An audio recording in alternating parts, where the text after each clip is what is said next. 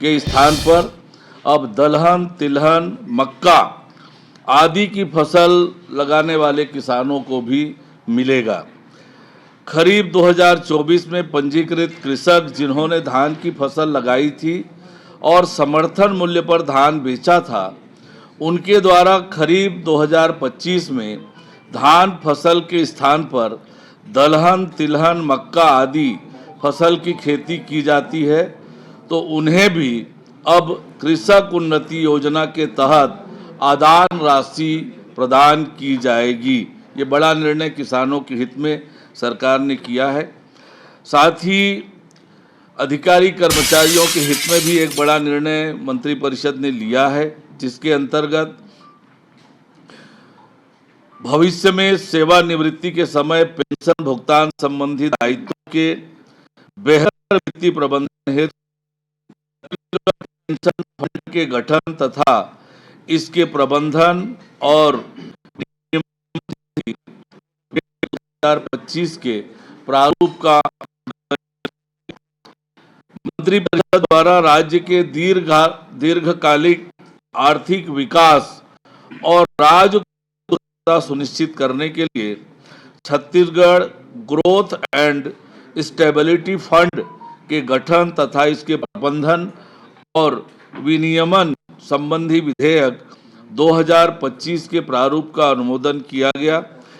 इससे राज्य के राजस्व में असामान्य वृद्धि या कमी का समुचित प्रबंधन एवं आर्थिक मंदी समय वित्तीय सुरक्षा प्राप्त होगी।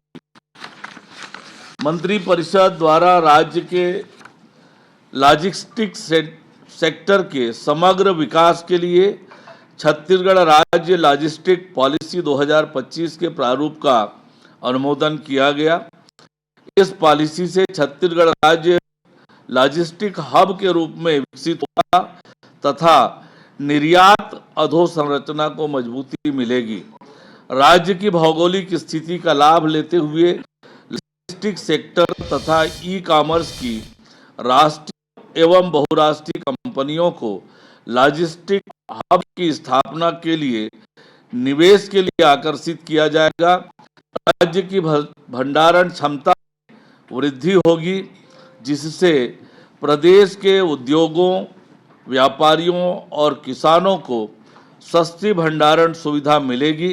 प्रदेश में लॉजिस्टिक में लगने वाले लागत कम होने से व्यापार, निवेश और आर्थिक विकास को बढ़ावा मिलेगा। इस नीति के माध्यम से dry port, inland container depot की स्थापना को प्रोत्साहन करने से सूक्ष्म, लघु एवं मध्यम उद्योगों तथा स्थानीय उत्पादकों को निर्यात बाजारों तक पहुंचने का अवसर मिलेगा।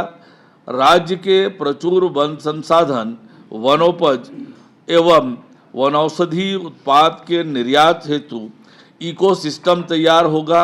यह पॉलिसी राज्य के युवाओं के लिए रोजगार के नए अवसर भी सृजित करेगी, साथ ही को लॉजिस्टिक्स एवं निर्यात क्षेत्र में एक अग्रणी भूमिका में स्थापित करेगी।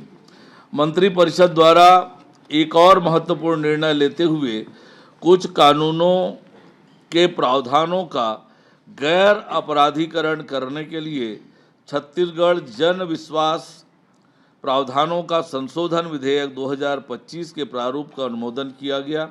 जन विश्वास विधेयक से व्यवसाय व जीवन यापन में सहजता बढ़ेगी, अनावश्यक न्यायालयीन प्रकरणों और उससे होने वाले व्यय में कमी आएगी।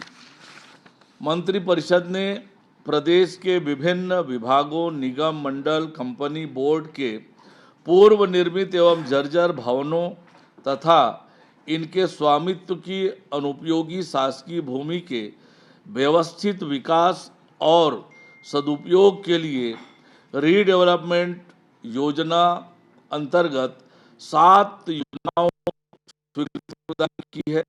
इसमें Shanti Nagar Raipur, BTI Shankar Nagar Raipur, Kailash Nagar Rajnandgaon, Chandni Chowk phase 2 Jagdalpur, civil line Kanker, club Para Mahasamund, Katghora Korba शामिल है।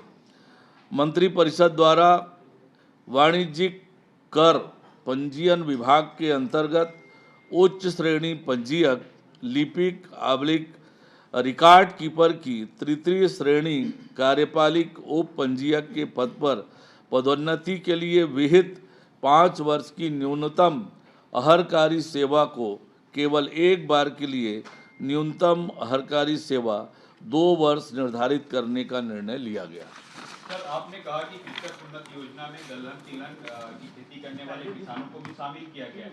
तो सर, अभी धान का जो एमएसपी है फिर आप लोग 2100 रुपए देते हैं, तो क्या ठीक इसी तरीके से रहेगा कि दलहन और तिलहन का जो रेट है उसके बाद फिर 2100 का डिफरेंस उसको मिलेगा?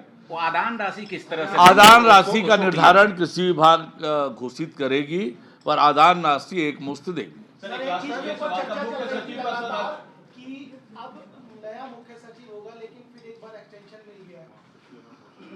सरकार ने अभी ये निर्णय किया है कि वर्तमान मुख्य सचिव को आगामी 3 माह के लिए काम करने के लिए कहा है और सरकार के समक्ष ये विषय विचाराधीन है कि अगले मुख्य सचिव कौन होंगे। पर अभी अमिताभ जैन जी को आने वाले 3 महीने के लिए मुख्य सचिव के रूप में काम करने के लिए सहमति दी है। चलिए।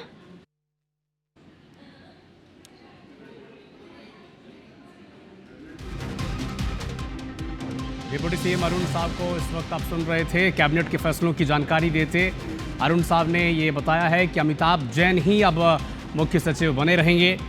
उन्हें एक्सटेंशन मिला है, 3 महीने का एक्सटेंशन अमिताभ जैन को मिला है।